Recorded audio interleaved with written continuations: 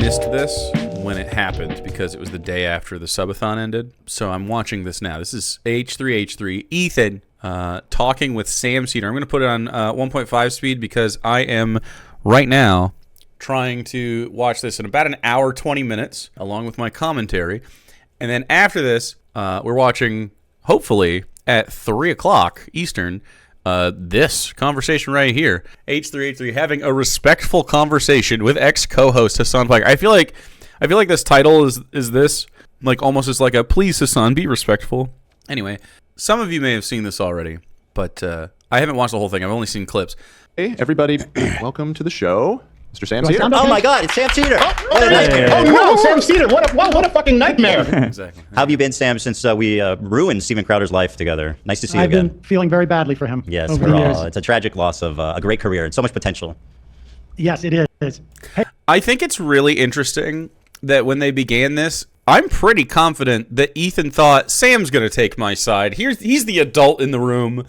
He's the one that's going to... It's like, I don't know how the H3H3 crowd didn't know Sam Seder was opposed to Ethan and Hila's stance. That's crazy. Like, it's not like Sam's been quiet about his opposition to the genocide in Gaza. hey, are we live now? We are live on the H3 channel, yes. I wanted to start by sort of apologizing in that I sent you a DM on Twitter 6 months ago or something. I was just going through to find out, and then I just realized you're no longer on Twitter. Yeah. So, I like Sam a lot. I think everybody does. And I think one of the best things he does is that right there. This, like, is it humility? I don't even know what he's doing. Like, he starts off with an apology to a guy who's already ass mad to kind of disarm him, even though it's not even like a big apology. It's just, he's just such a nice fella. Sam is a nice guy. It's hard to be like mad at him, and he's a disarming dad-like fella. Unk vibes. Yeah, you're right. He's great. that He explains say why what, I Dan? didn't hear back. He may no. Yeah, I didn't see it. I wish I would have, but honestly, I don't know what to do because like I want to get off Twitter, but also it's kind of a pain because Twitter is the way that like I would reach out and speak to most people. But I also don't want to be on a platform that's like owned and perpetuates basically like Nazi shit. So Yeah, this was yes, I understand that. Yeah, but I just wanted you to know I get did it. reach out, and it was on me not to realize that. I just assumed he didn't want to respond. But okay, that well, was on me. that's nice to know that you reached out. I appreciate that. And the reason, I mean, obviously, people have been pushing for this conversation. I don't know if you know like the whole lore of it, the background of it. The lore of it.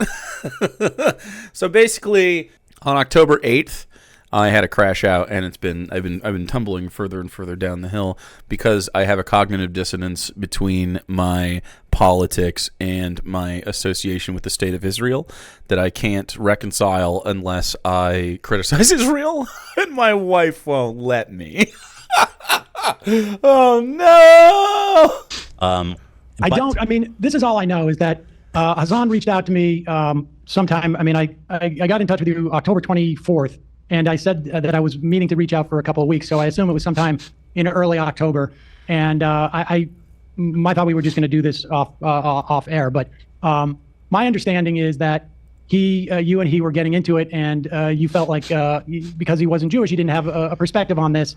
And Sam thought this conversation was going to be off air, and then he crushed him? Is this real? Or did I misunderstand what he said there? that's why he suggested that you speak to me. I don't speak for all Jews, just to be clear. Right. I speak for only for myself as Wow. in any form. Well, whatsoever. Sam, allow me to speak for all Jews, if I may. He thought it would be private? Well, damn. That's even nicer. Sam is even nicer. Today. Please. No, but actually, I mean, Hasan suggested they speak offline. that's a total mischaracterization, which is kind of Probably so that Ethan would be a little less defensive and performative, maybe more receptive. my problem with Hasan, which we can get into if you want. We don't even have to talk about Hasan. But basically what I told him was that I was citing polling data that shows that about 70 to 80% of diaspora Jews have some kind of positive feelings towards the state of Israel. And he was disagreeing with me. And I mean, this is available by polls, readily available by Pew Research just last month, showing that, and I don't know if if you agree with that or not, I can pull it up, but 72% of diaspora Jews have some type of at least positive feelings about the state of Israel. Some type of positive states or thoughts about Israel. Have you guys ever seen the state of Israel and like what it's like there? I mean, it's got interest, just like any place. It's got interesting things, you know. There's cool people, there's cool culture anywhere, but like really in the center, like near Jerusalem and stuff, like the city is just so segregated, and a lot of their culture is segregated, and obviously apartheid, the settler colonial stuff in West Bank, and then obviously what's happening in Gaza. It is a crazy place. It is so like rife with this mix of like sort of this Western idea of democracy. It's the only Western state in the Middle East, like that kind of shit, and then also mixed with a totally different culture, a totally different one that I don't really. It's hard to explain because it's like they're trying to. I mean, it's a colonialist project, so they're like trying to force sort of this Western way of life on people who, and even the Israeli people, like there's a lot of their culture that isn't really. We're not America. But they get funded and stuff by America so much that it's just like, it becomes this strange clash. You could tell they just stamped right in the middle of this place because there's no like, it's such an abrupt cultural shift. Cool place. Man, I wish this place could just be cool. Wouldn't it be cool if this like ancient religious site was just shared by all and kind of like we all just shared our collective, like, a lot of us have origins in and around this place, no matter what happens, just because of how populations have worked. It's cool. And it could be cool. Instead, it's just this terrible, terrible thing where they have ridiculous laws where you can't move a ladder or there will be fucking tribal infighting. And that's so crazy. I was stating that fact to him, and he was saying that I was wrong. And I said, who are you to talk about this? I did not say that I only... The white Polish guy whose family got there in 1946 is indigenous. Yeah, it's crazy. Listen to Jewish people, which is a little bit of presumptuous and a little insane. No, I don't think that's not what I took him to say. But as long as that's irrelevant to me. Yeah. I mean, I think that I haven't seen that poll. I've seen ones that have said that they have a connection. They feel a connection, either strong or somewhat, which is different than positive per se. So but regardless, I mean, I think if I don't know your upbringing at all, but I mean certainly my upbringing, my Hebrew education was, I would say, 1/3 Holocaust, and I'm older, and so this was in the 70s.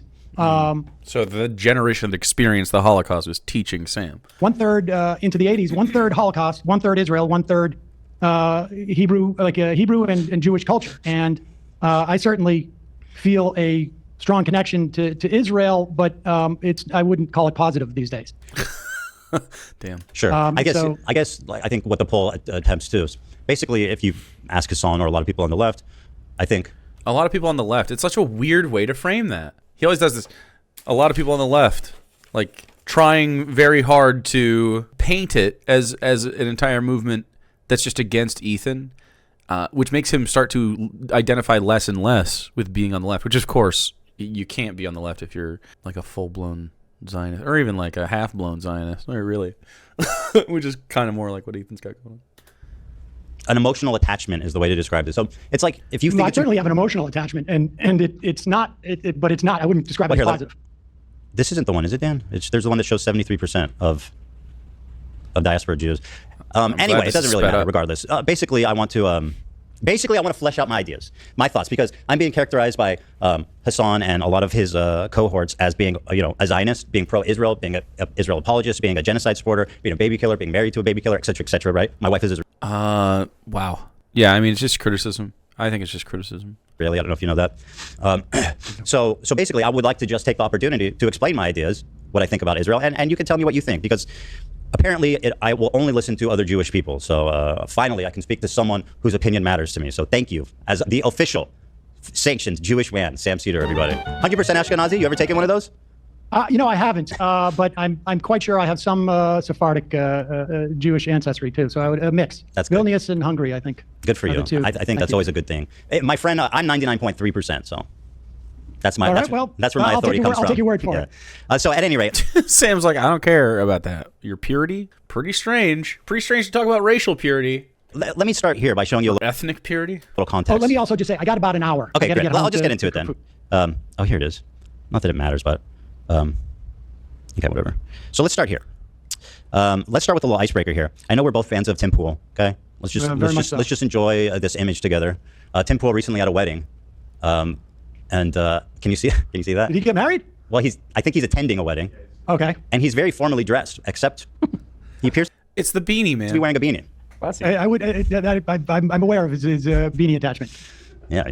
So I don't know. I thought this was a fine look for our good friend Tim Pool there. Very good. Nice suit. Yeah. So Sam is like, can we talk about the topic? Well, let me ask you this: what have you kind of like heard about me? Because I mean, I know that your colleagues. Let me set up what I believe. What have you heard about me? I gotta be honest with you. I have not heard much. I have, like, the only thing I really saw that came up in any of my mentions on Blue Sky, I'm also on Blue Sky, is just this issue about talking to me, and I had presumed that was it. But I don't, look, from my perspective, I'm not, and I know that there's been, you mentioned in the email that there's been a lot of grief that you've taken, and I know that other people have also taken grief on all sides of this. And, the personal aspects of this, and, I don't believe that people, I don't actively attempt to deplatform people. I don't think people should do that. I don't think people should be swatted or, try to be fired or whatever, or have CPS sicked on them or any of that. I mean, I just don't think that's appropriate. I mean, I'm more interested in talking about my relationship to Zionism and my perspective on what Israel is doing and, what I appreciate him for framing Gaza this, reframing this. I totally agree. Let's just talk about the facts. Let me start by showing you this clip. So I've been actually talking about my I love Sam Seder, man. feelings on the Israel-Gaza Palestinian dispute situation for a long time. I lived in Israel for 5 years as well when I was with my wife early on. I do think that we should deplatform people, but I think what he means is like mob sort of like the people like yell at people, and then we just get sort of like a mass like report thing, and then someone just gets deplatformed like that. I'm fine if someone gets deplatformed intentionally from the platform for violating TOS, for sure. I think in most cases where we're talking about this, it's usually the left properly identifying someone who did do that. But in some cases, you just have like cry bullies and stuff. It totally happens. But, it's not really going to happen for bigger people usually. Here's my position right after October. Unless they're wrong, right?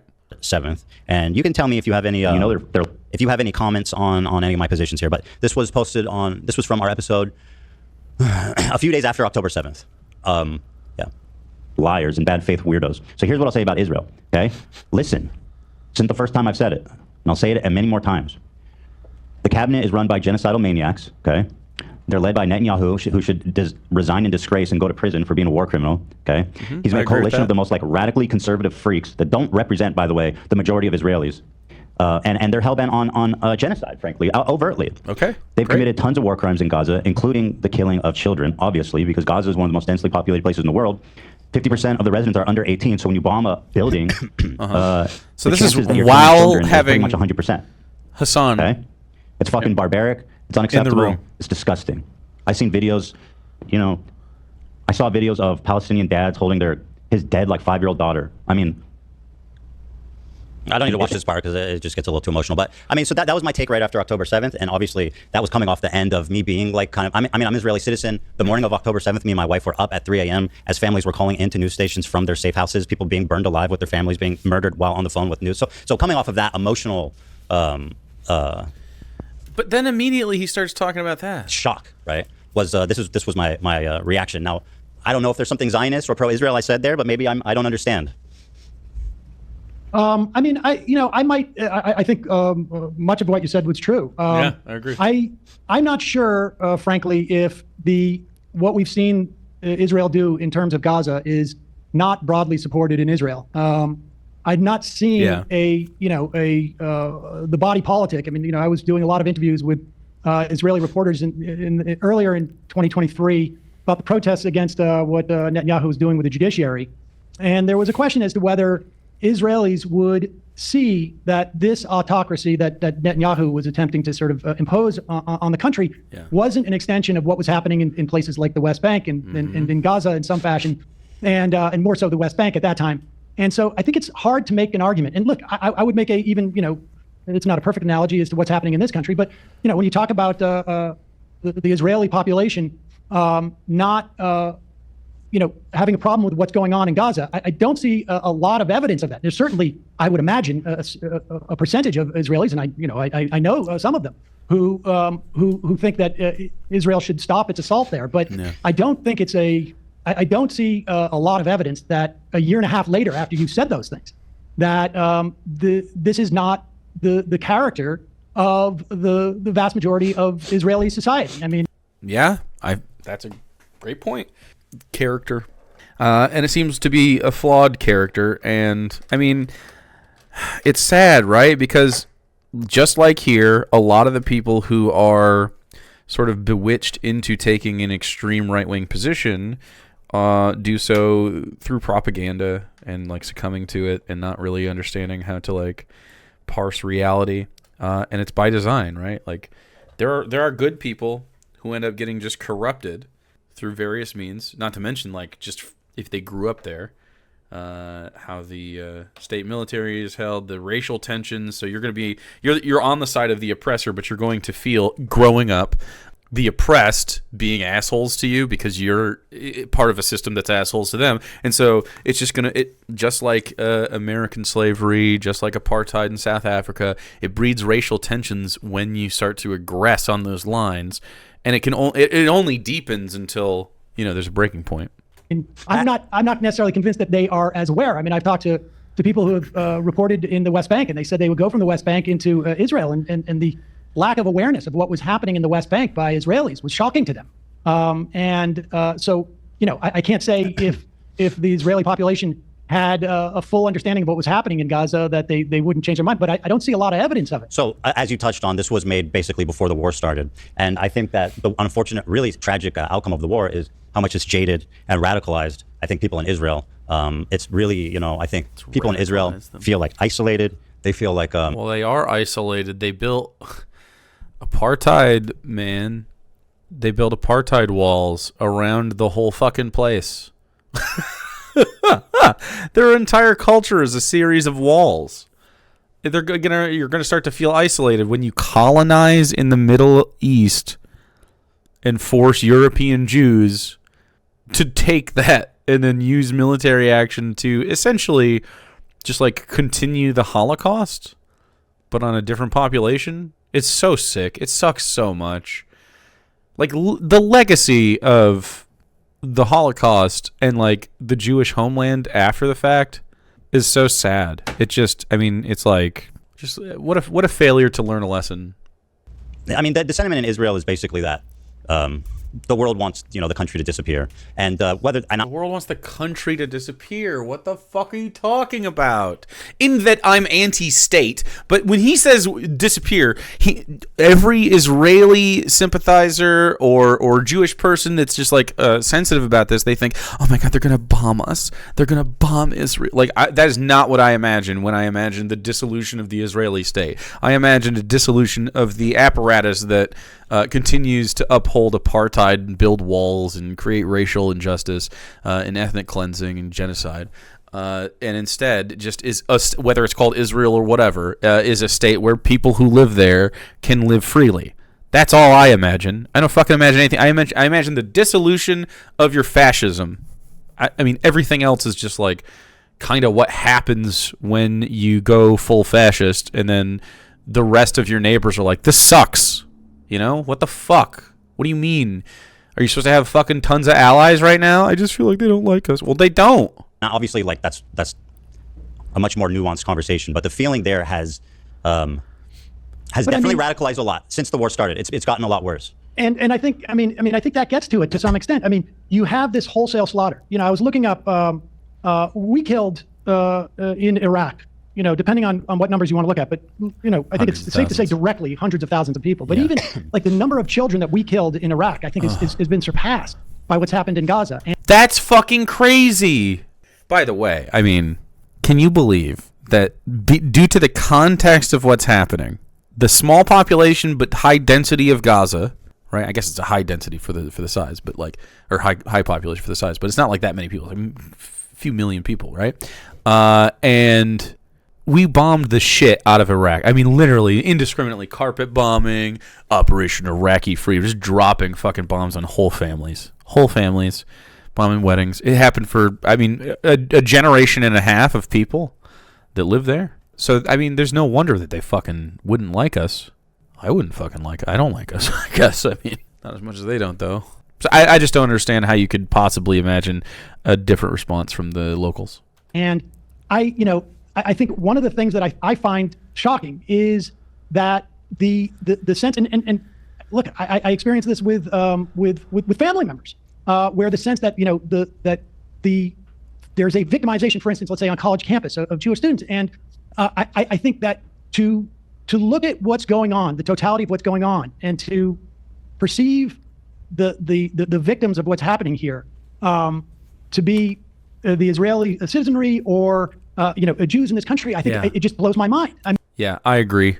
To frame it as like, oh, the Israeli people, they're really the true victims of their own actions. Two people can care about two things at once. Why should people? Absolutely. Absolutely. People who are uninvolved in the war, if they're being like victimized in a separate situation because of their Jewish identity, that's a problem, don't you think? Oh, I do. But you can care about. But I don't think should be centered in your thoughts. I think that's a tertiary. I think you recognize that while that is happening, and you can say like, if there's real anti-Semitism coming out of this, and there is, that's wrong. And it's okay to spend some time on it and talk about it, but you don't center that, or you do center that. You don't center the Gazan civilians that are being murdered every day. You said it fucking 2 years ago, or a year and a half ago. Two things. You can't be like, oh, these people are ridiculous for caring about anti-Semitism on college campuses because the war's happening. I mean, both we can care about two things. 100%. And obviously one is way worse, right? One is way worse. But that's the point. I mean, one is way worse. And what's happening in Gaza? Who should tolerate being discriminated against based on their identity?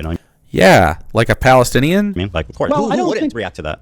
I don't think that people are. I don't think that people are being victimized. I mean, certainly, listen, anti-Semitism is real. It was real when I was a kid. There was many times I had pennies thrown at me growing up and playing basketball. I mean, there was a lot of. I've experienced anti-Semitism, but I put it in the context of like you're a parent, I'm a parent. If my kid is going through something very difficult, it's obviously difficult for me, but it's more difficult for them, and it's a question of prioritizing these things. You can have two thoughts in your head at the same time, but to center oneself or to perceive that one's victimization is sufficient to ignore the. I got to stop you because I don't know who's doing that. Well, I mean, I just said like you just presented as the Israeli population feels like they're isolated and this and that. There's two different separate conversations. There's like the American Jewry who's like, I have nothing to do with that place, and then the Israelis, right? So like when you're talking about in terms of the way that you characterize the Israeli feeling, was that they feel isolated, et cetera, and I can understand that, but to not have the first thought of like, we are committing, like you say, genocidal acts. And if people want to call it genocide, I don't, obviously it's got to be, it's a legal term, but I think that it's colloquially speaking, at the very least, it is a genocide. And to not recognize that as the fundamental issue, the first issue, I think is blinkered. I don't know how else to say it. I mean, it's a little gobsmacking to me. Well, did you say blinkered? Oh, like a horse wearing blinders? Wow. What an old-timey guy. This guy reads books. Blinkered. Sheesh. What's the etymology on that? Wait, why is it peaking? I actually think this is a literacy thing, but like, it just continues to go. I'm surprised. Why blinkered? It's not older than that? Are blinders? No, I don't know. I want to go down a when were blinders invented rabbit hole. I do agree with you that obviously in Israel, people. I think the problem, and just to say on a higher level, I agree with you. Like obviously the people in Israel compared to like what's on October 7th, they were victims. After everything that's happened, obviously whatever they've suffered pales in comparison to the mass destruction and like wanton death of civilians in Gaza and what's happening in the West Bank too. Lots of awful stuff. Lots of awful stuff. Said, I think the problem with Israel, just to try to explain what's happening there, because I do agree with you, is just like the media apparatus and the feeling that they have there. It's like there's not a lot of space emotionally and like even the information that they're consuming, I think, that would allow them to have that kind of like self-realization. And like you said, a lot of Israelis don't know what's happening there are some. I mean, of course, Haaretz, what was it? In the fall, you had the publisher of Haaretz, speaking out about what was going on there. And the paper was essentially, a cutout, or there was an attempt by the government to basically shut them down on to some extent. I mean, so. Well, so what's your explanation why Israelis don't care? It's not that they're evil, right? Well, I think, look. It's not that they're evil, right? Shut up. I'm sure that there is a mass, sort of like a failure to deal with trauma. But I think some of it is, frankly, is racism. And I think, how can you explain, how can I explain how I just watched a clip of people at a Trump rally chanting USA, USA, to watching a video of people being, taken into that prison in El Salvador and having their heads I mean, I don't know how I can explain that. So I don't know how I could explain how the Israelis are able to the extent that they can see what's going on in Gaza, have that reaction. But I know that it's wrong. And I think, some of it undoubtedly is a racism. Some of it is, maybe some type of mass failure to deal with trauma. I mean, I don't know all those. I think, part of it, I think there's some of the makeup of, immigrants to Israel over the past several decades. I'm sure all of that enters into it. And I'm not in a position to sort of like be able to psychoanalyze. The type of people that are drawn to move to Israel are far right-wing, usually colonial settlers that are down with the project, right? It beyond the sort of vague notions, Sure. but yeah, and I from agree, my perspective, it's gobsmacking, and to me, it has A lot of American Jews, or even there's American Christians and stuff that do it as well. They just have to be able to petition the government or have lineage that ties back. shown, and I never identified myself as a Zionist as a kid, or through the years, and I never identified myself as an anti-Zionist. I don't think I think it wasn't really until someone heard me articulate my perspective on this that they referred to me as anti-Zionist, and I have, I don't really care one way or another how I'm labeled, but to me, it shows a failure of that system of government that Israel has, and it has failed both from a perspective of what I think some people had as a notion of Zionism in the 19th century. It has been a failure in terms of keeping Jews safe, frankly. It seems to have been a massive failure. And so I can't operate as someone who lives in Israel, but I can operate as someone who is an American in terms of like what we support, which is why I think we should end all aid. And I totally agree. If America stopped backing Israel, it would stop. It would be perfect. That's exactly what needs to happen. America is the reason this is happening yet again. I mean, it's Israel's fault primarily, but they couldn't do it without us to the extent they're doing it. And they would run out of ammunition, and they would have to focus on defense instead of offense. It sucks. This sucks. As a Jew who sees my religion being used as what I perceive as a fig leaf for what Israelis or Zionists are doing, and so that's where I'm coming from with this. That I don't know if there is a psychological state that can justify this. In fact, I don't think there is. And so, it's just an attempt to understand, not justify. Because, it is what it is, right? Like, it is the way that it is. And so that's for a reason. And it's just trying to explain it. That's all. I agree with everything you're saying. But actually, one thing I want to pivot to and ask you about. Do you think that we should cut all aid to Israel? I think that'd be justifiable, yeah. And we're talking about like military and stuff. Yeah, for sure. Israel can make their own bombs and shit. Every if they need, they don't need American military. Yeah. I think we should cut ties with them. I don't think we should send them $1. I don't think we should be their allies. We're entirely complicit with this, but if I was president of the world, I would definitely not be on Israel's side. I agree with you on that. I think they do need it to do what they're doing, without a doubt. And what I mean is they're not entitled to it, to say more accurately. Yeah. So I think military aid should be cut for sure until. As a Jew, and obviously you have a different connection to Israel until it's over, so they can keep themselves safe. I do, as through your family and whatnot. And through having lived there, but as a Jew, I take such offense to what is being done ostensibly to protect me and my family and my ancestors and my progeny and all of it. I think it's I think the conflation of Zionism and Judaism is both not keeping Jews safe and is wrong at its core, and we can see what it's even doing in the context of this country. The way that it's enabled Trump and to attack universities and to attack law firms and whatever. And so I don't know. And if you agree with that, great. If not, I'm happy to discuss it with you.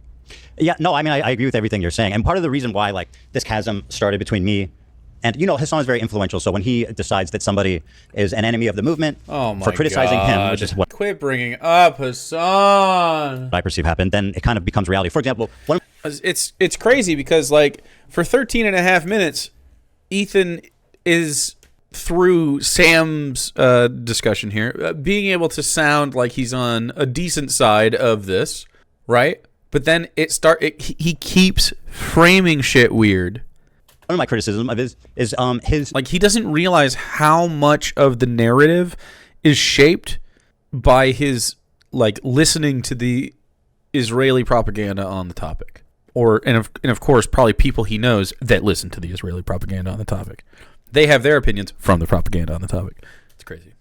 He's not supporting Kamala Harris. Now, would she have stopped the war and been like a perfect dove? I don't know, but I know she would have been better than Trump. I know that for sure. Trump's posting. I don't think she would have stopped the war and been a perfect dove.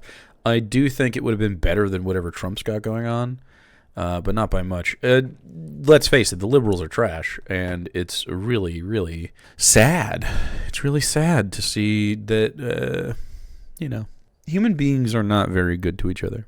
Like this insane Riviera, Gaza, the Riviera with Trump hotels. I mean, that's and like he's sending the 20-pound bombs. He's telling Netanyahu, you have a blank check to do whatever you want. Now, like it just came out that Biden didn't, did nothing to. I mean, listen, I think. Well, we're talking about Kamala. I suspect that I suspect that she would not have had the same policies as Trump. But at the same time, I think that it was a massive failure, both on a real human level. Like it would have, I think, had she articulated anything even remotely close to what I would hope her difference would have been, I think it would have probably had implications in the election. But I think perhaps even more importantly, it would have maybe implicated the behavior of Israel. So it's like Kamala Harris, she lost the presidency in a fucking layup, just like Hillary Clinton did. It's nuts. They just can't get people that have actual fucking conviction. Like, I think that's really a big problem for liberals in general. It's just they have no convictions besides let's keep the status quo going. You know what I mean? I'm going to play lip service towards things that poll well from a social perspective, and then everything else is status quo. Liberals are trash. They're trash. I mean, look, I chose to support Harris because I perceived her as the lesser of two evils. But me too. Me too. And I think that's an important distinction to make at a time like this. Yeah. I can certainly understand how some people were just so repulsed by what was happening that it made it almost impossible for them to vote for Harris. I think I understand why they didn't. I totally understand the perspective. Like, I'm so disillusioned with this administration, I can't support Kamala. But at the same time, like, a hugely influential political streamer like Hasan, who has a huge influence on people. He's blaming the election on Hasan, I think, and who's someone who who's very vocal about being pro-Palestine. I feel like it's an abdication of responsibility to be like, I'm not voting for Kamala, or I'm not telling you who I voted for. I suspect he voted for Jill Stein personally, but either way, he hasn't said it and he wouldn't endorse her. Now, like, if you're just like a random protester or whatever, he keeps bringing up Hasan, and like you're like, I'm so disgusted, I don't want to vote. That's fine. But if you're like a high-level political streamer, and basically you have the capacity to weigh like the lesser of two evils and what that means, I feel like it's an abdication of responsibility to not make that call. I mean, I certainly have been critical of people who, generally don't vote for the lesser of two evils. But I think, and certainly, in the run up to the 2016 election, I certainly that was my perspective. But again, what the Biden for Kamala live administration was doing was so horrific that Hasan literally told people that they should vote for Kamala and then voted on stream. Hilarious. Her inability to signal that there would be any change. I think sometimes you have to take this at face value. And I think there would be certainly, definitely other things. You would not be assaulting the government like Trump is. But, I think probably this is the first election in as long as I've been doing this, and I think it's been 5 elections now. I mean, I'm old, that I couldn't really condemn someone from taking that position based upon what we were seeing. I mean, this is kind of where I'm at. Like, I really think everyone should vote in the election for our least powerful adversary. They are 100% going to put someone in office in charge of us. That's the system we live in. It sucks. I think, irrespective, one day every 2 or 4 years, we throw a fucking coin in the bucket and hope it lands our way. But that is not the only thing we do. It never is. And if that is someone's like only political advocacy, I think it sucks. I don't think it is. I don't really begrudge someone for not wanting to vote for Kamala Harris. I really wish they would have, so that it would be a little less bad for people, materially speaking. The only silver lining to a Trump presidency is every time it seems to radicalize people. So hopefully maybe the silver lining is America needs to take pain every once in a while because we're so fucking privileged. And maybe we can come out the other side. But materially for people during these 2 to 4 years, depending on how much defense we can play, it's just, I mean, it's painful. Like, the whole world is fucked right now because of the tariffs. It's crazy. It's not just some random person. I do, and I'll tell you why. Kamala Harris wanted a ceasefire. She stated that. Trump said finish them. I mean, let's be honest. Like for someone like Hasan, said, I want a ceasefire I'm not voting too. for Biden. I'm not talking about Biden. No, I understand, but we found out that Biden, in fact, did nothing to bring that about. So, well, you can talk about Biden. I'm talking about Kamala Harris. What she said. I mean, well, she's the vice president. I mean, at the end of the day, she doesn't really do that much, right? She said she wouldn't do anything different than Joe Biden. No, but I'm talking about the candidate. Biden, as a president, said he wanted a ceasefire. She, as a candidate, said I want a ceasefire. Well, do you not? Even if you're like, I don't know how much I trust them. One's like, I want a ceasefire, and the other one is like, finish them. Well, listen, I think it was certainly obvious to me that Trump was going to be worse. Finish. But I think like if you're trying to get the candidate to show some indication of this, I can understand. I mean, I wouldn't do it. I would disagree with it. But yeah, I get your point too. Like ultimately, I understand why people wouldn't want to support them because of what they've seen, and like that, it feels like It feels like it also shows a tremendous amount of just like electoral malfeasance on her part. I mean, they made an active choice. And I think, you could have put that Palestinian lawmaker from Georgia on stage. They made an active choice to signal to whomever they were signaling that they weren't going to do anything. Now, I happen shutting down Palestinian activist voices. They had such momentum at the beginning. For like a week, maybe 2 weeks, we were like, yeah. And then we were like, please stop fucking up. Please. Just trying to drag people along. Like, oh my God, let's just, not Trump again, man. Not Trump again. But it sucks. It all sucks. I believe that she would have been better on this than Trump. But they were making an active choice. The DNC is trash. Liberals are trash. Democrats are bad. Do that. I mean, it was really vote for the least amount of Democrats you possibly can. Moral malfeasance on her part, in my opinion. But I don't know what the point of litigating this is per se. But well, we're talking about kind of my criticisms of Hasan and how this schisms are. Well, let me show you this. I don't care. Yeah, about, I know. Honestly, I'm like Let me show you this. This is more. I honestly. Yeah, you don't care. I know. I don't care. I don't. And why should you? I don't blame you. We talked about anti-Semitism, and you think that I don't want to put words in your mouth, right? But you. Why does he keep bringing up Hasan, man? Seem to have conveyed that, compared to the destruction and everything happening, the genocide, the loss of life in Gaza, the humanitarian crisis in Gaza, that obviously that's way more important. So let me show you an example of something. And again, I know you don't care about the drama. To me, this isn't drama. This is one of the biggest, most influential streamers spreading something that I think is really dangerous. Just brought and you it can back agree or up. disagree, but it's a short clip. I'll show it to you, and you tell me what you think. He just said, I don't care. This will never happen, but in a totally just world, any kind of, regardless of your background, any kind of fucking Zionist tendency should be treated in the same way as being a fucking rabid neo-Nazi. I agree. And you shouldn't even let someone be the fucking local dog catcher as Felix was posting if they've ever exhibited any sort of like positive feelings about the state of Israel. I'm so serious about this. Now, by the way, he didn't misspeak. He doubled down on it yesterday. He said, "No, I agree. That's what I think." Now, just to recap, he says anyone that. So this is why he brought up the study about positive feelings earlier. Had positive feelings at any point about the state of Israel is a neo-Nazi that's not fit to be a dog walker. Now, to me, that seems dog catcher. Seems like extremely dangerous, dehumanizing language about what could. Oh my God, you're centering this again. Arguably be 70% of the Jewish diaspora, and certainly probably people in your family. I'll tell you, there's some hyperbole there, but that's putting it mildly. I mean, he says Zionism, and I'll tell you what I think is really. Sorry, I got to correct you. He says Zionism, and then he says if you had positive feelings about the state of Israel at any point in your life. I got to. Yeah, but he's talking about Zionism. Tell you, if you look at what's happening right now, and you have positive feelings about Israel. He said at any point in your life, Sam. Just to be clear about what he said. Yeah, but like, what is he talking about? My God, such a nitpicker. Would I have said at any point in his life, someone's life? But I just think this is such a petty, like the idea that we're going to police. Hold on, let me respond. Ahead. You want me to respond to this? No, like I say, I don't care about this, but if you're going to force me to respond to it, what Israel is doing right now is so far beyond the idea that someone says any time in your life or not or whatnot. He's talking about Zionism, and frankly, I think it's very difficult for me to understand how someone could have positive feelings at this time. Now, you want to say in the past and what? Okay. Yeah. Like I say, I will grant you at any time in your life that is too broad a statement. But wait, let me finish. Yeah. But see, you go in and you're making this about anti-Semitism by doing this hopscotch about a poll that people had positive feelings that Jewish people do, and then therefore he is anti-Semitic. And honestly, that type of conflation, I think, is so dangerous and so disingenuous. I mean, I don't want to get too passionate about this, but I'll tell you something. I have had a guy who went to my bar mitzvah, my sister's bar mitzvah, my kid's bar mitzvah, sat at Passover with me 3 or 4 times, call my father and ask him if I'm anti-Semitic.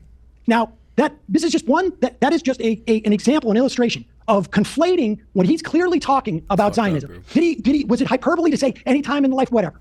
The fact of the matter is this conflation is dangerous for Jews. Yes. It is a fig leaf and a way of weaponizing anti-Semitism that has enabled Donald Trump to do the shit he's doing, that has enabled the slaughter of thousands upon thousands of children and women and men, for that matter. It is not keeping Israelis safe. And this type of conflation, Ethan, is what I find far more irresponsible, frankly, than the idea that he said positive any time. I mean, look, you do a show Sam, 4 hours a day. He does a show 5, or as far as I can tell, 15 hours a day. And to focus in on that one tiny clause. This is not one tiny clip, Sam. Well, you don't know. This is a totality of behavior. Oh my God. It's not. It's not a totality of behavior. It's literally, he says Zionism and then he says Israel. Holy shit. And by the way, it's easy, and I appreciate that you can hand wave it away and say that it doesn't. No, I'm not hand waving it away. Well, you kind of are. I'm saying this. He's literally engaging with it, Ethan. You're saying actually I'm wrong for caring about it. No, yes. In fact, I'm saying this conflation is incredibly dangerous. It is disingenuous. I think it's dangerous to ignore what's being described as dehumanizing violent language for American Jews. That have nothing to do with it. Oh my fucking God. This is exactly what the propaganda is designed to make you do.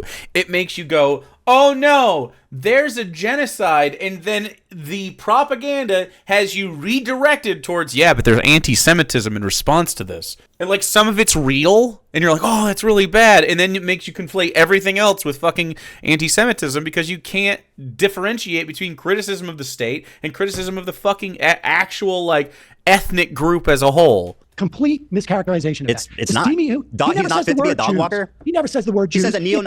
Listen, how many members of Kufi have positive feelings? Exactly. How many millions of members of Kufi, the Christian organization, have positive feelings for Jews? It is clearly not a function of their Judaism.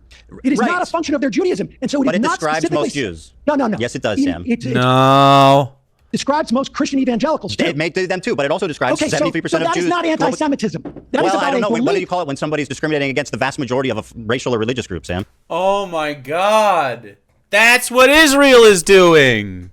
I'm sorry. You want to look at evangelical Jews? I don't care about evangelical people. Okay, but I'm talking about the way you're constructing this. I think you can say the same thing about Christian evangelicals too. It is not anti-Semitism. It is not. It just isn't. Like, taking one example in isolation, which is what we've done here. Well, you are the one who gave it to me. Yeah. Well, oh my fucking God. Oh, he's so dumb. Ethan, please. Fundamentally, I disagree I'm with using you. your example, and in that instance, that is not anti-Semitism. Well, I and disagree. Conflation. Okay, that's our disagreement. Yeah. But I think that conflation is incredibly dangerous. Well, I disagree as well. It's dangerous for Jews. I think it's dangerous for this society. I think, frankly, I think it's dangerous to what I perceive as hand waving what's happening here. I know you said you aren't doing that. I'm not hand waving. You're doing the opposite. You're endorsing decades of thought about this. So right, sure, but the point is, you're saying that this is not dangerous. How dare you care about this? I think it's dangerous I'm not saying that at all. I personally, I mean, Jewish people have a collective memory of trauma, Sam, and it starts a certain way, and it starts with people. It starts with dehumanizing language, like saying you're not fit to walk a dog. Fucking God. What are we doing here? You're not fit to walk a dog. Oh my fucking God. He can't fucking hear anything.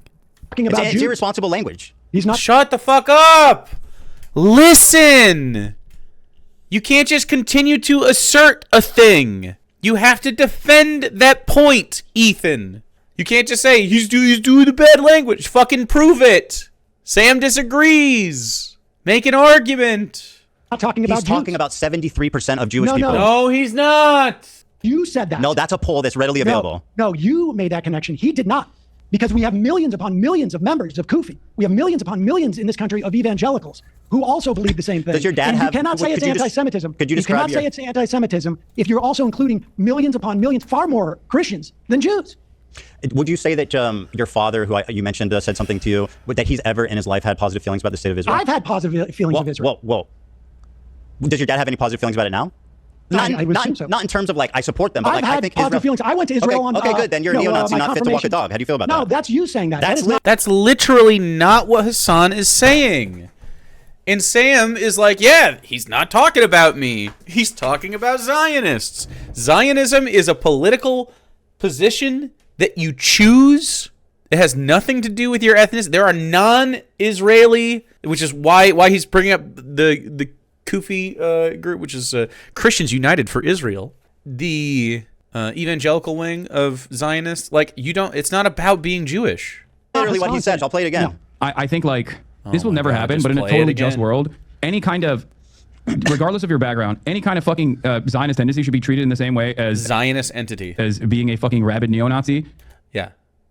And you shouldn't even let someone be the fucking local dog catcher as Felix was posting if they've ever exhibited any sort of like positive feelings about the state of Israel. I'm so serious about this. Another thing he's doing, by the way, and Hasan is listen, he plays around with the term Zionist, right? You can say that's a wrong thing to say, but he's not talking about Jews. He's talking about people who have exhibited these positive feelings, and that includes millions upon millions of Christians. More Christians. Okay, well, listen, I don't think they're neo-Nazis, not fit to walk dogs, either. I think it's insane. It's like banging your fucking head against the wall. He is so dense.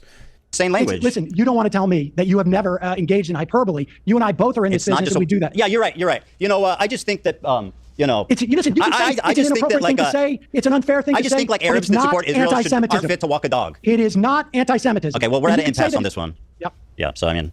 But anyway, another thing he does is he says Zionist tendencies, and he's someone that plays around with Zionism. He calls me a Zionist, and again, I know we're arguing here about semantics of what Hasan said, but I don't think that you could accurately characterize me as that, as it's used colloquially. At best, like your weakest position on Israel is that you apologize for Zionism. Like you have apologist perspectives. You don't know, right? But he's saying Zionist tendencies. What does that mean? What's a Zionist tendency? I don't know. Yeah. You're going to talk to him on Friday. You can ask him what a Zionist tendency is. I suppose I would guess. And, like I've looked at polls too, where, people have various different understandings of what Zionism is. But I think it is my guess. And I don't know what he was thinking specifically, but the notion of an ethno-state that engages and allows whatever in the name of Zionism allows for this mass slaughter, I think is horrific. Yep. Sure. Me too. Okay, then you agree with Hasan, man. Okay. I mean, then I think we the three of us agree on that regard. Yeah, I think we're so another thing is like to take it even. Didn't Hasan literally say, he said Zionist entity, yes. And further, I mean, Hasan pretty much like openly supports Let's not talk about Hasan. Let's talk about this. Sure. I mean, what do you want to ask me? I mean, why are we talking? Fucking, he keeps bringing up Hasan, man.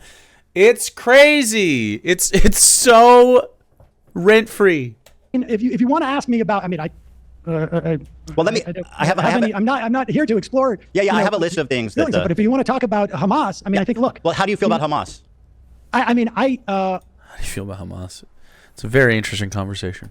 I feel that Hamas, people can perceive it as a liberation organization. We call them terrorists in this country. We call the ANC terrorists. What do you think about them, Sam? Listen, I think there are parts, I would imagine, of Hamas that have done good for the people in Gaza, and I think they have done bad things. But I sort of feel, I guess, ultimately probably like Ehud Barak when he said that were I Palestinian and I was living in Gaza, that it would be likely that I would join Hamas. I mean, that's what Ehud Barak said on multiple occasions. Man, and I think most people are also there. I really think that if you're systemically murdered for the sin of being a Gazan, at the hands of Israel, what the hell else are you going to think? Like literally generational violence pointed at you across the wall that you were born behind. What are you supposed to think about Israel?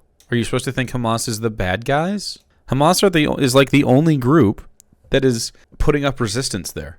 So like what the fuck? What are they supposed to do? Ehud Barak, by the way, was a 10-time Israeli PM. Thank you.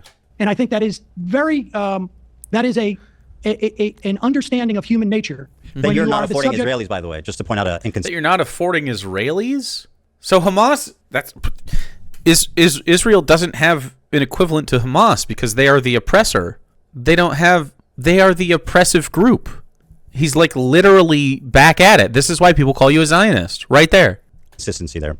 How so? Well, you're like, I refuse to understand human nature and their reaction. It's just evil, and I don't know how to explain it. I didn't use the word evil. Right. I'm inferring. Because I asked you if you think they're evil. You didn't really answer that. Listen, I don't. I asked you if you think Hamas is evil? Man, I'm sure there's evil guys in every group. There seems to be more in the IDF than in Hamas. Probably per capita as well. Hamas, I mean, the worst thing about Hamas is that they are religiously tied. Like there's an Islamic nature to it. And I mean, am I supposed to tell a bunch of fucking bombed 18-year-old kids who have known nothing but oppression their whole life that God isn't real? It's not the conversation right now. Like they're just trying to get fucking water and food and freedom. That shit's gonna happen. You create extremism when you put people in a box like this. I disagree with it, but it's like I don't disagree with fighting in your oppressor. So it's pretty tough. Like you could say like events that happened on October 7th are bad and wrong and Hamas has fucked up shit that they do. And then also understand that they do the fucked up shit because of Israel. Like, it literally is a reaction directly to the treatment by Israel, which means that Israel causes this. The systemic problem is Israel and the IDF and the apartheid. I mean, it just is. And that sucks. You don't want it, but it's a direct response. I don't know what Gazans felt on October 8th, but toward Hamas.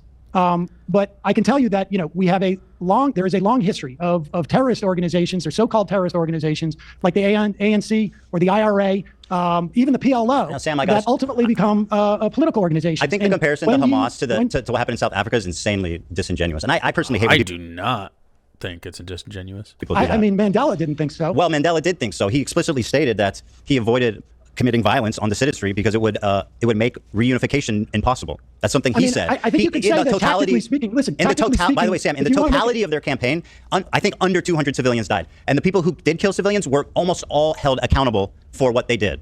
That's a difference, Sam. Well, I mean, I can tell you that a significant difference. Well, okay, I suppose also South African apartheid killed fewer black South Africans with bombs and stuff. So I guess neither side escalated as far as Israel-Hamas has gone. Israel-Gaza, Israel-West Bank. Like, are we holding Israel to account? No, apparently not. Well, it is significant. And it's crazy. Like this means you're agreeing that Israel is like South Africa apartheid South Africa? Different. I mean, I imagine many of those people who committed atrocities on October 7th are dead now. And Mandela specifically refused to denounce violence. So what does that have to do with anything? Well, that's accountability. But I mean, being held accountable by the party that they're presumably doing the violence on behalf. So doing violence against citizens is bad? But you're saying the entire ANC was held accountable? No, I'm saying Nelson Mandela's party, if someone killed a civilian, they would hold them accountable. They would charge them. They would disavow their actions. The ANC did? Yes. Well, the IRA was bombing places in England and throughout Ireland. I mean, we have even the Irgun or the Stern Gang when they killed over 100 villagers in 1948. I mean, the history is full of examples of organizations that commit terrorist acts. Now, I will tell you, people look at South Africa. I do not condone the killing of civilians, which is why obviously I'm upset about what Israel is doing. Sure. The part that I don't like about people say, I feel like people sweep for Hamas by saying, what do you expect, right? But the truth is that people use South Africa as an example, but what South Africa shows is that you don't need to commit a violent war against civilians to liberate yourself.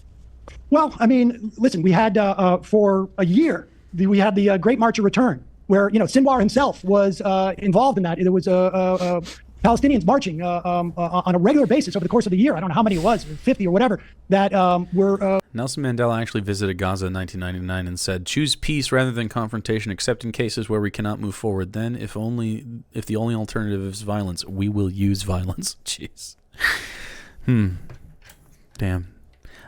Nelson Mandela, man. I guess I agree, by the way. I think it's fine to try to, communicate and try to get things done, but eventually you're pressed to a certain point where it's just fuck it. That is what it is. Where innocent people went there and snipers are shooting down unarmed civilians. And so, time... I just don't know how you think you can be Israel and victimize Palestinians the way that it has been done, and then on one day, while horrific, Hamas does the same once. One time. And not even systemically, right? All terrible, all bad, all created by the pressure that Israel has put on this population. All of it. Wouldn't have happened. Those people would be alive today if Israel didn't force Gazans under apartheid. And time again. And over the course of the 20 years that I've been professionally, covering this, my attitude towards Israel's willingness to have peace has changed, and my understanding of it has changed. And I can only imagine how more intense that feeling is to be living in a place that is, functionally like, the Warsaw Ghetto, insofar as you don't have access to resources, you have 50% unemployment, the apartheid that is taking place in terms of the West Bank. I mean, I agree with those characterizations, by the way, Sam. Just to say. I would. Okay, but you don't agree that the people under those conditions are justified in response? You call them terrorists. Cool. I genuinely believe the IOF is more of a terrorist organization than someone like Hamas because of this specific situation. Hamas is a reaction to the IOF. They would not exist without that interaction. Can't imagine that my response wouldn't be to pick up a weapon. Okay. I mean, I don't know. It's not really working out. Well, it's not really working out. Oh, cool. Great. Sounds like a Zionist. Oh, yeah, well, you tried to fight for your freedom and you fucking lost. So I guess it means that Israel's right. They're like, oh, my God. None of it's working out, is it? No, not much at all. Not really much at all. And now he's like, yeah, see, actually, I'm the winner. This is why people call you a Zionist right there. You say, oh, it's a genocide, and then you sneak in, by the way, it's good. I'm glad they're fucking dead. Like, what? The greatest attack on Israelis in 75 years. The notion of Zionism and the way that Israel is organized as a society is not protecting Jews. Well, it's not protecting Israelis. It's not protecting Jews worldwide. It is. There may have been a time where Zionism had and there were certainly proponents of Zionism in the early 20th century, in the late, perhaps late 19th century, where there was a notion of a multi-ethnic democracy that fell by the wayside. Folks like Hannah Arendt and Einstein, left the Zionist Congress, and what it has evolved into is, I think, a nightmare for everyone involved. And so, I don't know how I would react in that type of immiseration, frankly. Well, can I ask you? But again, Ehud Barak said that he would pick up a weapon were he one of them. And that's fine. He's far closer to the conflict than I am. I'm not saying I don't understand why people pick up weapons, right? What? You're just saying I don't understand why they would fire them? So let me ask you this. What do you think about October 7th attack? What do I think about it? Yeah. I mean, it was horrific. Mm-hmm. Yeah. And this was like a military action by Hamas to what end? To what end? It was a prison break. I mean, and also, frustration, retribution. I suspect. I mean, I don't know what. Calling it a military, but they don't recognize it as a state. Sick. It's a military. No, it's terrorist. No, they don't even have a state. They don't even have a government. The strategy was, I mean, they attacked 2 military bases. I don't know if they were aware of that the dance. The Nova rave. Yeah, I don't know if they knew that rave was happening. I suspect it was to derail the Abraham Accords, which were going to leave the Palestinians out of the equation, where an authoritarian. You leave out that they attacked kibbutzim, by the way. No, yes, of course they did. But I'm saying that they. I don't know what the strategy was. On okay, so what do you think? Like, would you expect the response of Israel would be to that? I had no doubt on. Oh yeah, I had no doubt either that they would be way more aggressive than Hamas was. That day, that Israel was going to respond. Go insane. Yeah. Can we talk about how Israel held a festival less than a kilometer from the wall? Exactly. The dance party held outside Auschwitz. Yeah. Like, I don't know how you're supposed to expect other people to feel like, I don't know. It seems like a taunt. Yeah, right. It was going to be horrific. We all knew. Yes, but I think I think the lack of proportionality was just beyond. Frankly, and I was aware that this was going to be a horror show, but I don't think I had the level of awareness of what they would do to go in and literally level it, destroy what is it, 80-90% of the structures in Palestine. 90%. I mean, it's going to be 100% eventually. Hospitals that they would use. Hamas did know that because that's why they attacked. Food as a weapon. I'm more interested in the justification for what they're doing there. Yeah, I'm more interested in trying to blame Hamas for this instead of the conditions that the people that joined Hamas were put under. Hello? Hostages with the idea that they would be able to negotiate. I understand why they took hostages. I don't understand why they took children and elderly. What do you mean? Israel takes children and elderly hostages. That's why. What is this face? I don't know why Hamas. Oh, fuck off. What an evil face. This is an evil face. Why are you smiling about this? I believe that they probably, I mean, this is all conjecture on my part, that they would be able to trade them as a way to inhibit Israel's doing what they're doing. And I don't know if they could have even imagined that. I'm not going to endorse Hamas's strategy here. Well, I'm just trying to flesh it out here because this is what I'm getting to is Hamas. I think they knew that this was the reaction that would happen. I don't think they knew this is the reaction. What are you talking about? They knew that there would be a reaction. Not we're going to carpet bomb the whole fucking place. I can't imagine that they assumed that there would be this level of destruction. I mean, that's why they hate Israel. I don't think they underestimate the... That's why they hate Israel? Because they know that Israel will genocide them if they fight for themselves? how violent the IDF can be. You know what I mean? That's why they attacked. I certainly underestimated that they would go this far. Use I didn't think they'd go this far, but bomb hospitals and shoot EMTs and have rules of engagement like this. I mean, and I think Hamas is certainly up to criticism for their strategy here. If that's an what you're understatement. Well, I mean, if that's understatement. Well, I mean, they're a terrorist organization that intentionally presume, antagonized the IDF to come mass slaughter their civilians. I think that if they overestimated whether Israel cared about the hostages, without a doubt. I mean, I don't know that there would be anybody who would make a case that this was their plan have Israel respond in this way. That's absurd. Well, and the same is true of, I guess Israelis feel the same way. Like, it was totally unprecedented. You know what happened.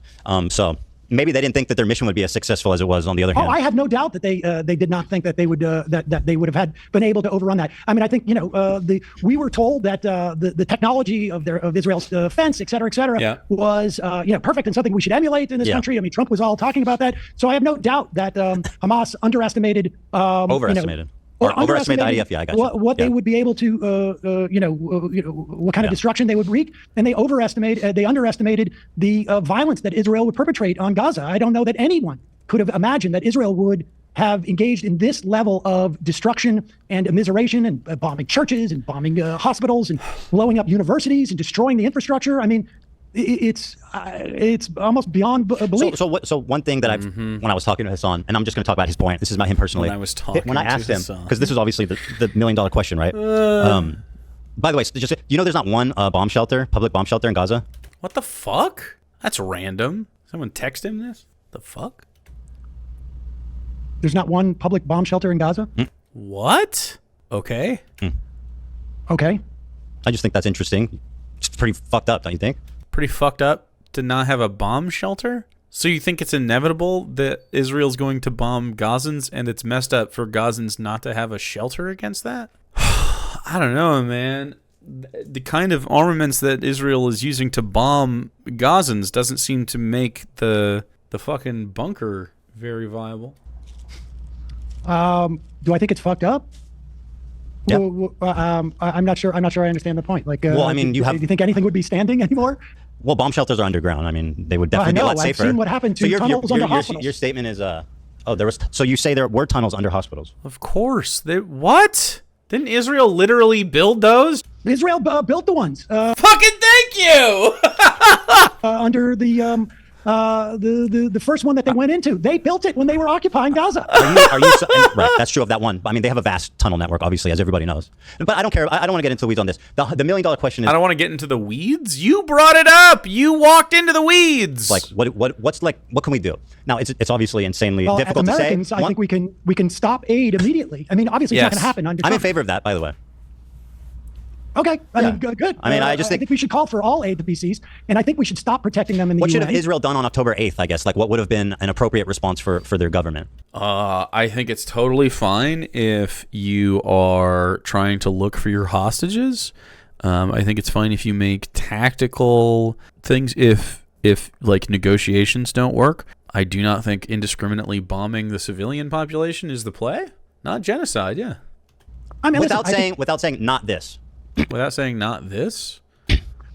What should they have done on October 8th? I mean, I think that there is they're hitting strategic sites to attempt to take out leadership. They should have, but let's not, the leadership was underground. Yeah, to look at that moment in history, like maybe it was. I disagree because they had to look at October 7th like it's the beginning of the conflict. That's crazy, dude. They do something. Maybe they have to do something in that moment. They had to go in and bomb or whatever they do. I think that any action that they would have taken at that point, frankly, was a function of literally decades of oppressing people and attempting to bring this to an eventuality. Right. I mean, this was.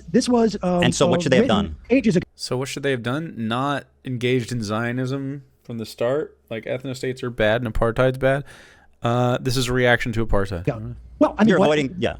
Okay, I think what they should have done is begun empowering Palestinians in the West Bank. They should have done this. This is my favorite answer, Sam. You're saying that this is what Hasan told me. They should disband their government and lift the borders in response. Wow.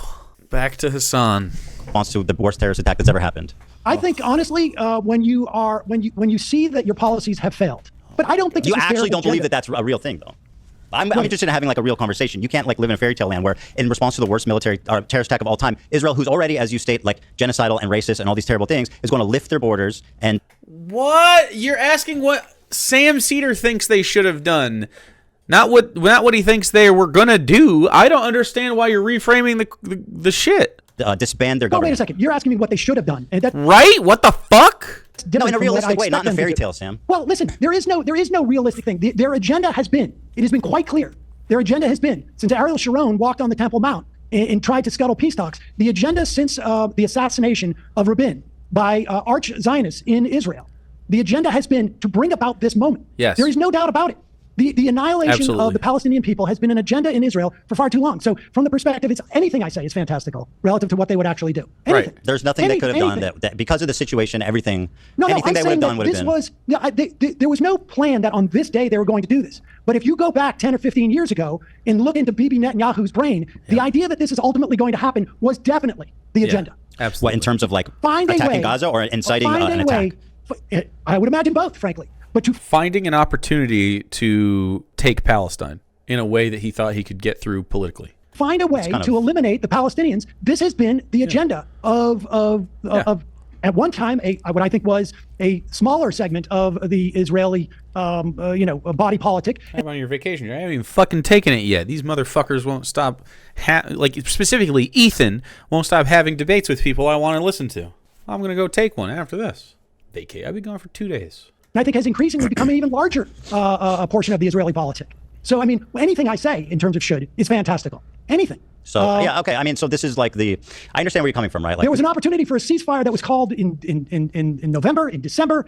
They could have held a ceasefire at any point, and the amount of killing would have been far less. They could have done that. They could have ended it after a week. I mean, Hamas could have ended the war anytime, too. How could have Hamas could have ended the war? Hamas ended the war. By releasing the hostages? Listen. Israel has said time and time again that the release of the hostages is not going to end their assault on Gaza. They have said this over over and over. I haven't seen those statements. I've seen the opposite.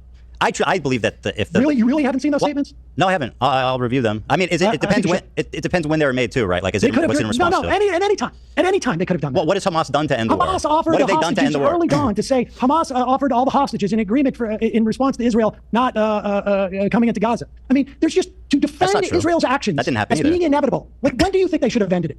When do you think they should have ended it? So who have ended what? You've asked me the question, what should have Israel done? You tell me what they should have done. Do you think what they've done is right? Well, I've clearly stated no, Sam.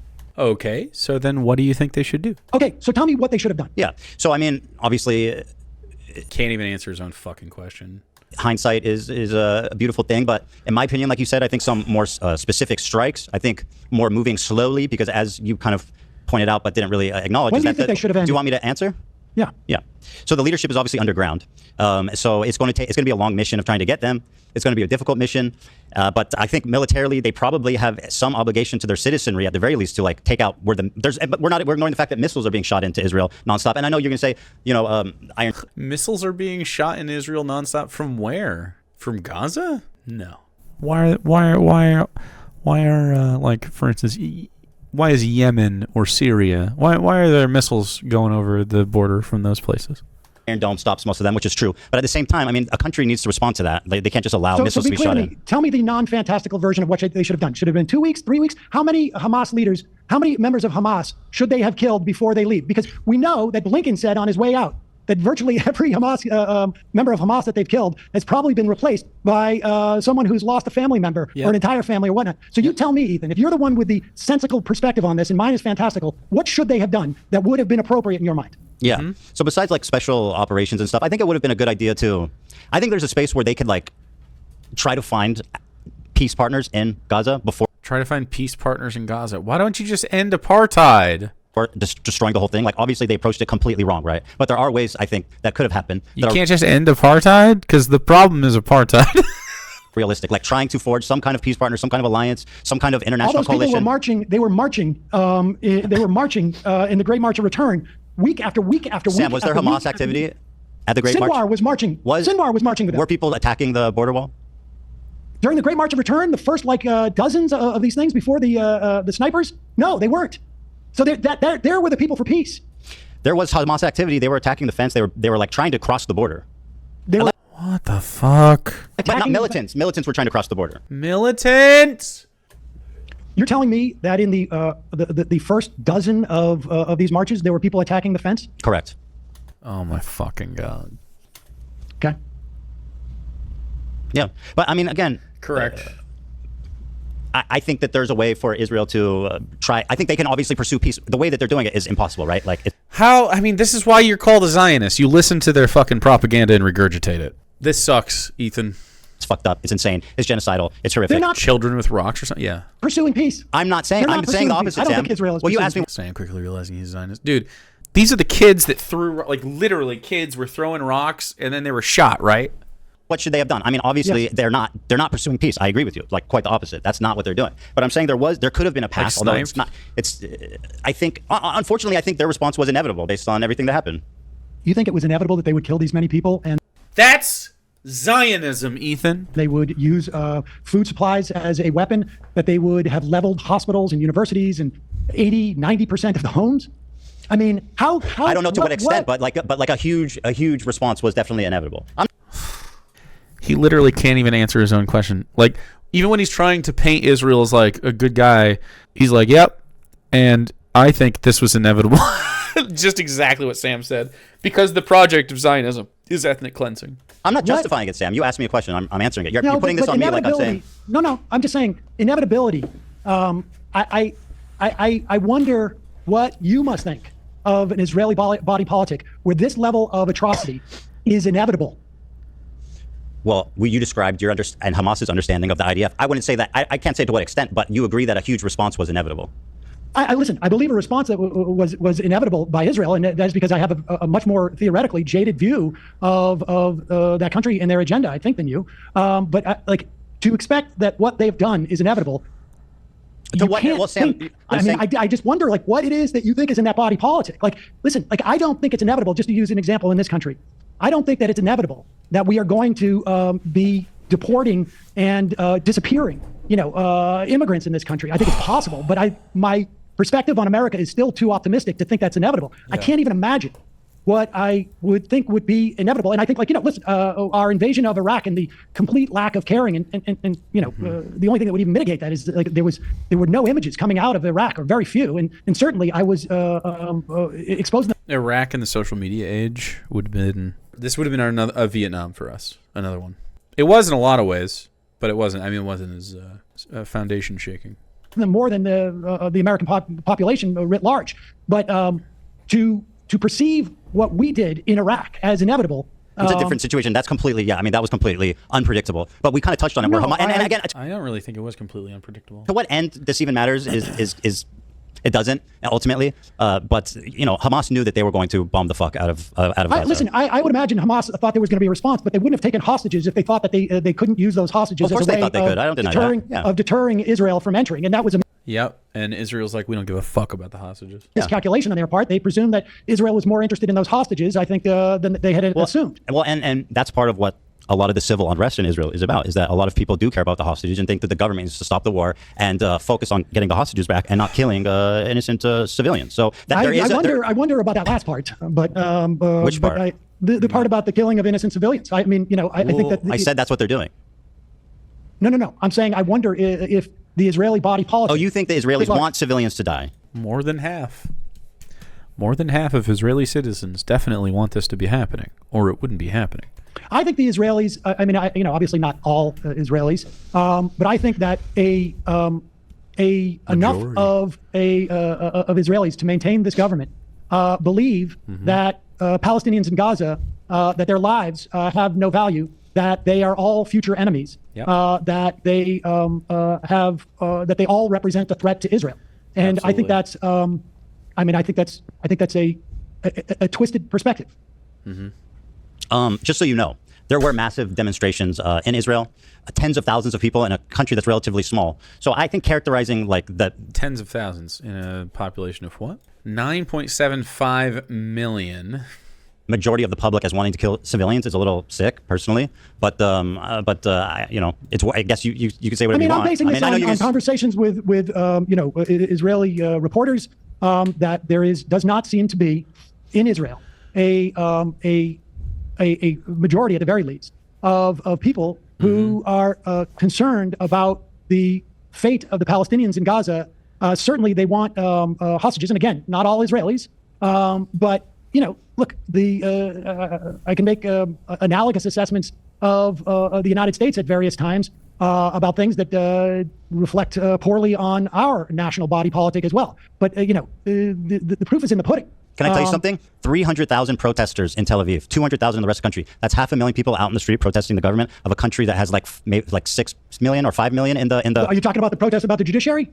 I'm talking about to release the hostages. Okay, to release the hostages. Yeah. To stop, to ceasefire. Ceasefire, Sam. That's what that means. They were 500,000. They were calling for a ceasefire, or they were calling for a release of the hostages. Well, what's the point of telling Hamas to release the hostages? Yeah, of course it's a ceasefire, Sam. Well, but Israel has, and I know. I'll look this up. Deal with this. I don't have much time. Wait.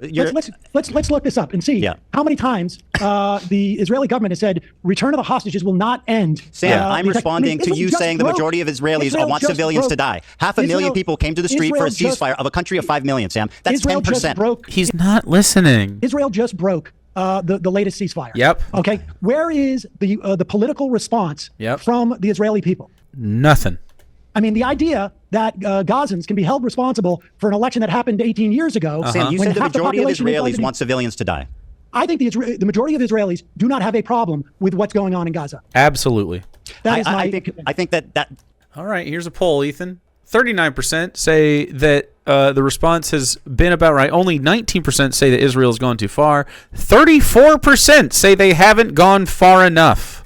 7% say they don't know so that they don't get in trouble. So, quick maths, 73%? Quick math, 73% agree with what's happening in Palestine and Gaza. There you go. I think that unfortunately might be true to the extent that they've gotten they've gotten much more radical. Unfortunately, tragically, everybody's been a lot more radicalized since October 7th. So have you, Ethan, and that's what we're saying. That's tragic. I agree. I think people in Israel are jaded and they're cynical and they don't care, like you said, and I think it's tragic. Yes, well, that's what my contention was. I mean, I'm looking at something from May. I wouldn't say most of them want to kill civilians, though. Well, I think that's literally untrue. That they don't. And I wouldn't say that there isn't a sizable portion of Israeli citizenry that want a ceasefire. When 500,000 people, Sam, marched out on the street of a country of 5 million for a ceasefire. This Pew research, 39% say Israel's military response against Hamas and Gaza has been about right. 34% say not gone far enough. The same one? Holy shit. Sure. Now, granted, that was in May of this past year, so maybe that's changed. I would hope. But that's all the pre-watch. I never watched this thing. Yeah, no, I know that it was just the first. It's just the first option. So yeah. 40% last year said that Israelis should govern the Gaza Strip. I know that. I don't know what's left now. Yeah, I agree. It's tragic what's happened because it's tragic what happened. Can we do so? That's 73% approval. Ethan. I agree with you that they become jaded and they've become very comfortable with the idea of violence happening there in general, right? And I think it sucks. I think it sucks is an understatement. I think it's tragic and I don't know what. Truthfully, the situation is so fucked up that it just feels hopeless sometimes. But it certainly does. But in the meantime, the only hope is that Israel will stop and America will stop funding it and arming it. In this country, and we may not have the opportunity for a while, but we should cease all aid to Israel. We should stop protecting them in the UN. Agreed. We should stop protecting them in the Middle East, frankly. We should stop trying to pressure the ICJ and the ICC. And that's, Yeah. Well, incidentally, I agree with all those things, too. I think that that's the most we can do as a country to try to stop the war. And it's something that we should be doing, And I think Kamala Harris would have been a lot more likely to do something on that front. Certain. We won't know. We can't know. And that's the great thing. Because he was about to blame it on Hasan. He's going to say certain streamers said we shouldn't vote for it. Well, listen, I appreciate the time. I got to go because I'm supposed to have dinner for my child. But, I'll say this. This was way more combative than I expected. Ultimately, though, I don't think that we... This is way more combative than I expected because you're wrong. What do we disagree on? I mean, I don't know. I don't even know. Maybe I see too much good in the Israeli population. I mean, I don't know what's the... Dude, the way he frames it, I see too much good in the Israeli population. Shut up. Ultimately, the disagreements here. Such a virtue signal. I mean, look, I'm not... it's largely, in my mind, impossible to really fully assess. I mean, yes, there was a protest last year, 500,000 people who were wanted the hostages back in the ceasefire. I don't know if there's been. Well, they wanted the hostages back. I don't know. It's not a magic wand. It's a ceasefire. Yeah, and they got a ceasefire. It's not a magic wand. It's a ceasefire. They didn't even fucking listen to the ceasefire. And then the Israeli government broke it. And Yep. they, So hold on. Our disagreement is that I'm I'm too optimistic about the Israeli citizenry. No, the disagreement is that you apologize for the Israeli government too much. I'm not here to adjudicate what. I'm just trying to summarize our conversation. That's all. Well, I mean, you summarize for you. I'll summarize for me. I think it is what it is. And I think I don't remember this conversation. We can put into AI and have it summarize it. But I'll do that for you, and I'll let you know what it says. All right, we'll leave it to the robots. Okay. Sam, I do appreciate you calling in. I do value your input on all this, and I appreciate the conversation. I think it's good to have conversations like this, like open and honest, even if they're combative. And I think ultimately on the larger points we agree, but we managed to find things to fight about anyway, and that's what two Jews do, isn't it, Sam? That happens. That's my understanding. Appreciate it. All right, take it easy, man. Have a great time with your children at dinner there. Enjoy. Thanks, I will. Bye. You too. Bye. Not ideal. Not ideal. Safe to say, Sam Seder did a great job to celebrate the end of this odyssey there. Here's a little song made to you by A Song a Day Man. Oh no, Sam Seder, what a fucking nightmare. Oh no, Sam Seder, what a fucking nightmare. Oh no, Sam Seder, what a fucking nightmare. Oh no, Sam Seder, what a fucking nightmare. It is not anti-Semitism. It is not. That type of conflation is dangerous for Jews. I find far more irresponsible, so disingenuous. It is not anti-Semitism. Good stuff. It is not. It's not! Oh no, Sam Seder, what a fucking nightmare. Oh no, Sam Seder, what a fucking nightmare. Oh no, Sam Seder, what a fucking nightmare. Oh no, Sam Seder, what a fucking nightmare. The notion of Zionism is not protecting Jews. I think a nightmare for everyone involved. I sort of feel like Ehud Barak when he said that were I Palestinian, I would join Hamas. Should we get a clip of Sam Seder saying, I would join Hamas? No, they'll ban me. We can't. We can't.